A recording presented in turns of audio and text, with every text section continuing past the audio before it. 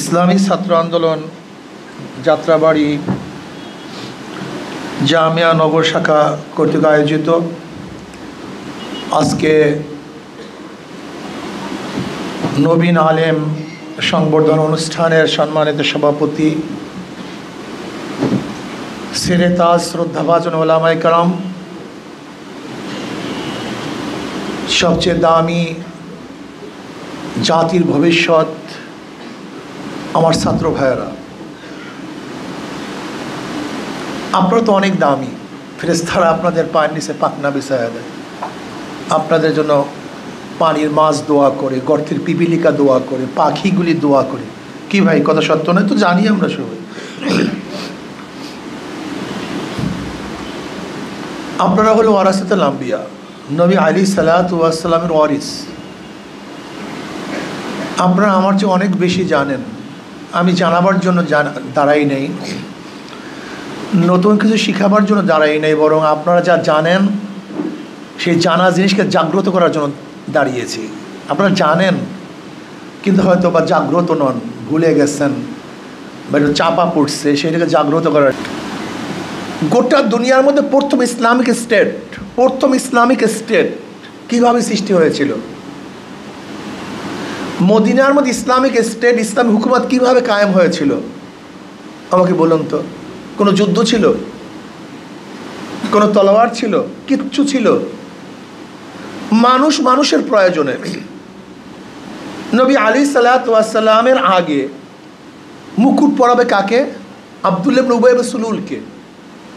একজন নেতা নির্বাচন করা দরকার। 6 গোত্রের লোক একত্রিত হয়ে আব্দুল্লাহ ইবনে উবাই ইবনে সুলুলকে মুকুট পরাবে। তারা তো মুসলমান ছিলেন না, সবাই বিভিন্ন ধর্মের লোক ছিলেন। নবী আলাইহিসসালাতু ওয়াসসালাম পড়বেন না সাল্লাল্লাহু আলাইহি ওয়াসাল্লাম। মদিনা যাওয়ার পরে সবাই চিন্তা করছেন নেতার দিক থেকে আব্দুল্লাহর চেয়ে মুহাম্মদ সাল্লাল্লাহু আলাইহি ওয়াসাল্লাম অনেক শ্রেষ্ঠ। তার মাথার মধ্যে ক্ষমতার মুকুট পরাইয়া দিয়েছেন। নবী আলাইহিসসালাম ইসলামিক স্টেট করছেন। এখানে ইসলামিক কোনো হয় নাই। কই কেতাল, কই যুদ্ধ, কই জেহাদ, কই কিছুই তো নেই, দাওয়াত তো নেই। নবী যে বলেন তো না যে আমাকে দাও, আমাকে দাও। মুসলমানরা কিন্তু পার্সু করেন নাই যে নবী আলাইহিসসালাতু ওয়াসসালামকে মুকুট পরাও, এরকম দেখান আমাকে কোনো ঘটনা, কোনো হাদিস, কোনো ইতিহাস। মানুষের প্রয়োজনে নেতা নির্বাচন করছে। নবী আলাইহিসসালাতু ওয়াসসালাম সবাইকে নিয়ে মদিনা সংরক্ষণ করার জন্য মদিনা সনদ করলেন। আস্তে আস্তে সেখানে ইসলাম হুকুমত কায়েম করলেন। নাকি ভাই ভুল বললাম? সংক্ষিপ্ত কথা, একেবারে কথা সহজ, প্যাচ গোজ দিলে অনেক কঠিন। যেহেতু আমি প্যাচের লোক না, সহজ লোক, সহজভাবে বোঝার চেষ্টা করি। 2য় হিজরিতে বদরের ময়দান ইসলামিক স্টেট কায়েম করার জন্য না রক্ষা করার জন্য? দেখি বলেন তো সবাই। হ্যাঁ, 3য় হিজরিতে উহুদের ময়দান রক্ষা করার জন্য, কায়েম করার জন্য। 5ম হিজরিতে খন্দকের ময়দান রক্ষা করার জন্য না কায়েম করার জন্য? হুদায়বিয়ার সন্ধি রক্ষা করার জন্য, কায়েম করার জন্য। 7ম হিজরিতে খায়বারের যুদ্ধ কায়েম করার জন্য, রক্ষা করার জন্য। 4র্থ হিজরিতে বদরের সোগরা কায়েম করার জন্য, রক্ষা করার জন্য। কই কায়েম করার জন্য তো দেখি না তো আমি, সবই তো রক্ষা করার জন্য। কায়েম তো হয়েই গেছে, ইসলামিক স্টেট তো হয়েই গেছে। বদর তো রক্ষা করার জন্য, উহুদ তো রক্ষা করার জন্য, খন্দক তো রক্ষা করার জন্য, বদরের সোগরা তো রক্ষা করার জন্য। ভাই ভুল বললে বলিয়েন, আমি তো আসলে কম জানি আপনাদের চেয়ে, অনেক কম, গবেষণাও কম। যারা নির্দিষ্ট একটা পদ্ধতিকে গ্রহণ করেন, যারা কয়েকদিন আগে লাফালাফি করছে যে এর বাইরে ইসলামিক স্টেট হবে না, তারা এখন কোথায়? সে লোকগুলি কই? হাজারো মানুষকে যারা গুমরাহ করছে তারা কই? আমাদের মাথাকে নষ্ট করছে তারা কই? দেখেন, তোলাবাদেরকে একটা কথা বলবো, দেখেন মুরব্বীরা একেবারে, আমাদের যারা আকাবির তারা একেবারে বোকা শোকা কেউ ছিলেন না। হোসেন আহমদ মদনী রহমতুল্লাহকে বোকা বলবেন? শাইখুল মাহমুদ হাসান সাহেব রহমতুল্লাহকে বোকা বলবেন? থানবী রহমতুল্লাহকে বোকা বলবেন? শাইখুল জাকারিয়া সাহেব রহমতুল্লাহকে বোকা বলবেন? আল্লামা শফি সাহেব রহমতুল্লাহকে বোকা বলবেন? তাকি উসমানী দামাত বরকাতুমের মধ্যে মতো বর্তমানে যে মুস্তাহিদ পর্যায়ের লোক, মুস্তানবিদ পর্যায়ের লোক, তাকে বোকা বলবেন আর আমার মতো পাগল ছাগলকে আপনি জ্ঞানী মনে করবেন? আপনাদের মেধার অবস্থাটাই বুঝি না কিছু। তোলাবাদের মেধা এরকম হবে? হ্যাঁ, বড় বড় যারা মুস্তাহিদ পর্যায়ের, এদেরকে গুরুত্ব না দিয়ে আমার মতো পাগল ছাগল কোনো একটা কথা বললে আর আপনার মাথা খারাপ হয়ে যায়, মাথার মধ্যে বিগড়ায়া যায়। এটা হবে কেন? এর কারণটা কি? আজকে দেখেন কওমি মাদ্রাসা ধ্বংস করার জন্য একটা চক্রান্ত চলতেছে।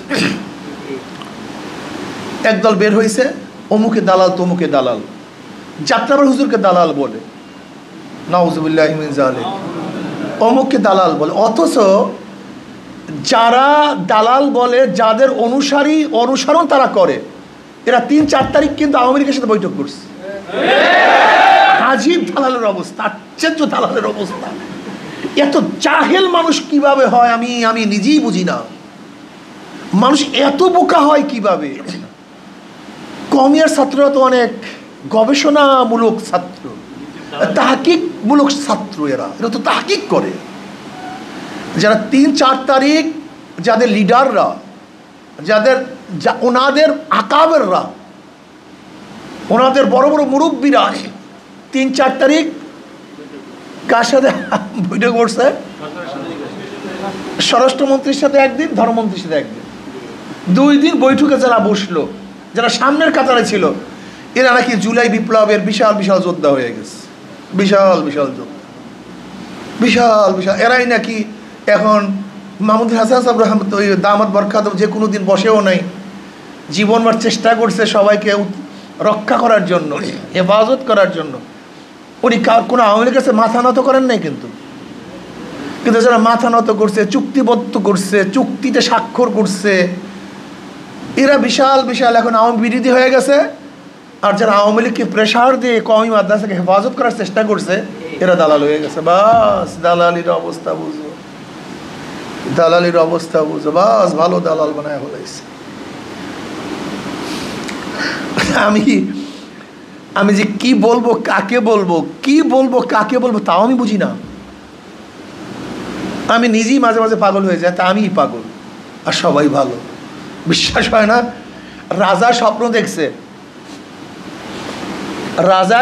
দেখছে, একটা বৃষ্টি পড়বে, ওই বৃষ্টির পানি যে খাবে সেই পাগল হয়ে যাবে। মন্ত্রী পরিষদের কাছে পরামর্শ কি করা যায়। এবার মন্ত্রী সাহেব বুদ্ধিজি কোনো সহজ, বলে কি, বলে আমরা আগেই পানি নিয়ে নেই, বৃষ্টির পানি যেখানে যেখানে লাগবে আমরা পান করবো না, সমস্যা কি? বলে হ্যাঁ, ভালো বুদ্ধি। এবার কি করছে, পানি তো আগেই সংরক্ষণ করছে, কিন্তু জনগণ তো সংরক্ষণ করতে পারে নাই। হঠাৎ সেই বৃষ্টি পড়ছে, বৃষ্টি পড়ার পরে এখন সব জায়গায় পানি মিশ্রিত হয়েছে কি হয় নাই? তা জনগণ পানি খাইছে কি হয় নাই? আর রাজা এবং মন্ত্রী কথা বলে না কেন? এখন সমস্ত জনগণ কি হয়েছে? আর রাজা আর মন্ত্রী, এখন সমস্ত প্রজারা বলে রাজা এবং মন্ত্রী পাগল হয়ে গেছে, কেন সবাই তো এক পথ। এখন আর এক বিপদে পড়ছে, এখন আবার পরামর্শ করে কি করব। মন্ত্রী কলে ঘোলা পানি খাওয়ার উপায় নেই, আমাদের পাগল হইতে হবে। এই পাগলের রাষ্ট্রে ক্ষমতা চালাই গেলে আমারও পাগল হইতে হবে, আমরা গোলা পানি খাই, আর সব পাগল। তো এখন মাঝে মাঝে আমি নিজেই চিন্তা করি, আমি গোলা পানি খাই, আমি মনে হয় পাগল আর সবাই ভালো। কখন যে কি বলে, কোন বক্তব্য দেয়, এদের মন্তব্য কি, এদের টার্গেট কি, এদের উদ্দেশ্য কি, এদের দৌড় কত দূর, কিচ্ছু জানি না। মনে যা চায়, যাকে যা বলার মন বলতেছি, যা কখন করতেছি, মাহওয়াল সম্পর্কে জানা নাই, অবস্থান সম্পর্কে জানা নাই, টার্গেট নাই, লোক সম্পর্কে জানি না, যা ইচ্ছা তাই করতেছি। কওমি মাদ্রাসা যদি ধ্বংস না করতে পারে, ইসলামকে ধ্বংস করা সম্ভব না। আজকে জামাত শিবিরের মূল টার্গেটটা কি বলেন তো? জামাত শিবিরের মূল টার্গেট হলো কওমি মাদ্রাসার মধ্যে ঢোকা। ওরা হাজার হাজার কোটি কোটি টাকা ইনভেস্ট করতেছে তোমাকে আমাকে কেনার জন্য। এবং সাকসেসও বটে। সাকসেস হয় না তা নয়, সাকসেস। কওমি মাদ্রাসার এমন কিছু লোকদেরকে তারা যে প্রক্রিয়া হোক না কেন কন্ট্রোল করতে পারছে। ওই জামাতের ভাষায় তারা কথা বলে। একমাত্র এতদিন পর্যন্ত ওই হাজারো চেষ্টা করার পরেও এই জামাতের মনে হয় বয়স 82 বছর, না 82 না? এই 82 বছর পর্যন্ত কওমি মাদ্রাসা ঢুকতে পারে নাই।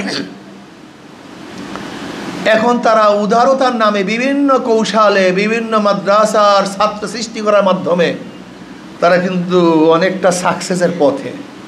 কি কথা ঠিক না? তবে বিশ্বাস করি যারা আহলে দেওবন্দ, যারা হুসাইন আহমদ মদনী রহমতুল্লাহ আলীকে মহাব্বত করেন, আল্লামা শফি রহমতুল্লাহকে মহাব্বত করেন, যারা কাসেম নাদুর রহমতুল্লাহকে মহাব্বত করেন, রশিদ আহমদ গঙ্গির রহমতুল্লাহ আলাইহির অনুসরণ করেন, যারা তাকওয়া ভিত্তিক তাসাউফ ভিত্তিক এদেরকে হাজারো টাকা অর্থ ক্ষমতা দিয়ে কেউ কোনোদিন কন্ট্রোল করতে পারে নাই, পারবেও না ইনশাআল্লাহ। কেউ কোনোদিন পারে নাই, পারবে না, কেউ কোনোদিন না। এরা ক্ষমতা এবং অর্থকে লাথি মারে, এরা দিনকে প্রাধান্য দেয়, এই বিশ্বাস আমার আছে।